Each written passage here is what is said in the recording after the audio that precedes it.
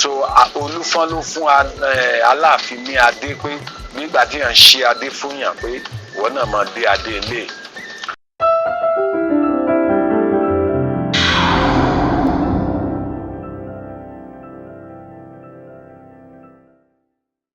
adúpẹ́ lọ́wọ́ Ọlọ́run fún àsìkò yìí.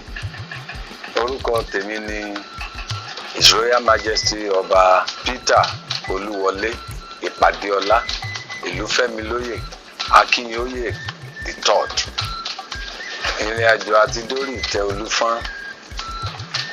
Number one, mo fẹ́ kí gbogbo ayé kó mọ̀ wípé ààyè Olúfọ́n kò ń ṣe ipò Olúfọ́n ń ṣe ipò ọba kékeré ní Old Western Region. Olúfọ́n ti jẹ́ first class ọba. Old Ọ̀yọ́ State, Olúfọ́n remains first class ọba. Bàtán tó create Ọ̀ṣun State, Olúfọ́n still remains first class ọba. So ipò Olúfọ́n kò ń ṣe ipò yẹpẹrẹ. Láàárín àwọn ọba ńláńlá nílẹ̀ Yorùbá òní Olúfọ́n wà. Láàárín àwọn ọba ìṣẹ̀báyé òní Olúfọ́n wà. Adé Olúfọ́n àtọ̀dọ̀ Olódùmarè ló ti gbé wá, torí pé Ọbàtálá ló ni ó jẹ́ bàbá fún Olúfọ́n. Ọbàtálá ló dẹ̀ gbé adé àrè wá sí orílẹ̀ ayé. So tẹ́ bá ń sọ nípa Olúfọ́n happens to be the àrẹ̀mọ. Olúfọ́n ní àrẹ̀mọ Ọbàtálá, the first born, àkọ́bí Ọbàtálá ni. So nílẹ̀ Yorùbá sì rèé, gbogbo àrẹ̀mọ òun ló ní ẹ̀tọ́ láti jogún bàbá ẹ̀. So adé Olúfọ́n adé ìṣẹ̀báyé ni, kò ń ṣe adé ìsìn. Náà fi sọ pé ládé Aláàfin ò ládé, nínú adé aládìkún láti gbà fún Aláàfin, àwa lọmọ aládé ṣẹ̀ṣẹ̀ fún. So adé ti Olúfọ́n, nínú adé tí Olúfọ́n ní nígbà yẹn, nígbà tí Aláàfin dé the Old Ọ̀yọ́ Empire, nínú adé aládìkún happens to be the firstborn of Ọbàtálá. À ń pè wọ́n ní Ọládìkún Ọláùṣà, akọgun ẹ̀rù jẹ̀jẹ̀ àdúgbò. Òun ló ní kí Aláàfin má wọ̀rí. Nínú adé Aláàfin, nínú adé tí Olúfọ́n wá ní, Olúfọ́n wá fún Aláàfin ní adé ń bẹ̀ pé ìwọ náà gba ilé máa dé. Torí as at the time tí Aláàfin dé gẹ́gẹ́ bí ọba Aláàfin, kò sí adé kankan tẹ́nìkan, gbogbo àwọn ogún bàbá rẹ̀, àwọn ẹ̀gbọ́n ẹ̀ tí wọ́n ti pín mọ́wọ́. So Olúfọ́n ló fún Aláàfin ní adé pé nígbà tí yàn ń ṣe adé fún yàn pé ìwọ náà máa dé adé ilé. And that's the reason why láti lè fi ẹ̀mí ìmoore Aláàfin hàn. Aláàfin wa sọ pé ní gbogbo ilẹ̀ Yorùbá yìí o, Olúfọ́n nìkan ló ń fún ní àṣẹ láti wọ bàtà wọnú ààfin òun nígbàkigbà tí gbogbo ọba ilẹ̀ Yorùbá bá fẹ́ wá kí Aláàfin.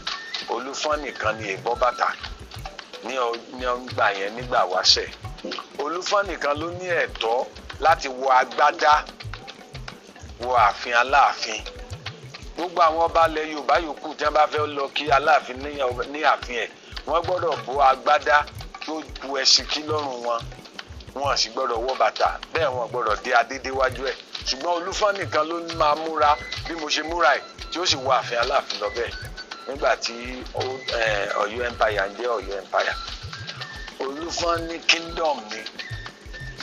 Kingdom Olúfọ́n ló kan Ọ̀yọ́, kingdom Olúfọ́n kan Ìlọrin, kingdom Olúfọ́n ó kan Ìdó ní ìgbà ìwáṣẹ̀ ní gbogbo ìgbà ayé àwọn colonial era yẹn. Àwa máa ń pè ní Òròlú kingdom. So ipò tá a wá wà ń bẹ̀ yìí láti wá débẹ̀, ẹ rí i pé àtàrí àjànàkú ni, kì í ṣe ẹrù ọmọdé.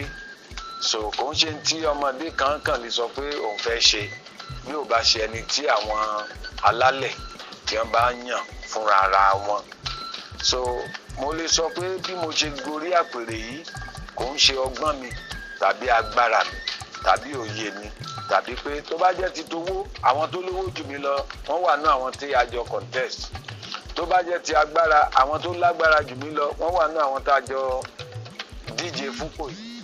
Tó bá jẹ́ ti mímọ̀yàn, àwọn tó mọ̀yàn jù mí lọ wọ́n wà nú wọn. Àwọn alálẹ̀ ní máa yan olúfọ́n. So láti dé orí àpèrè yìí gan, bẹ́ẹ̀mi gan ṣe débẹ̀ pẹ̀lú oore ọ̀fẹ́ Ọlọ́run àti àtìlẹ́yìn àwọn alálẹ̀. So tí n bá sọ pé agbára mi ní, irọ́ ni mo pa. Tí n bá sọ pé ọgbọ́n orí mi ní, irọ́ ni mo pa. Tí n bá sọ pé mo smart ní, irọ́ ni mo pa. Ṣùgbọ́n àwọn alálẹ̀ ni wọ́n máa ń yan olúfọ́n. So ìdí nìyẹn tí Ọlọ́run fi adẹ̀dúpẹ́ pé láàrin ọ̀pọ̀ èèyàn lọ́lọ́run ti ka èmi yẹ. Torí àga kan ló wà. Àwa 38 la lọ kanlẹ̀kùn lọ́dọ̀ àwọn afọbajẹ. 38 èèyàn gbogbo wa náà la sì lẹ́tọ̀ọ́ sí. So ṣùgbọ́n a dúpẹ́ lọ́dọ̀ Ọlọ́run pé Ọlọ́run ṣe ó pè pé èmi ni màá wà lórí àpèrè àwọn bàbá wa. Tí mo bá wo ìfẹ́ tí àwọn aráàlú fi hàn fún mi láti ìgbà tí mo ti gorí àpèrè yìí, ó máa ń jẹ́ kí èmi náà máa rò lọ́kàn mi pé Ọlọ́run màmá ṣàánú mi, wá ràn mí lọ́wọ́ láti lè meet up pẹ̀lú expectation tí àwọn aráàlú ń retí látọ̀dọ̀ mi.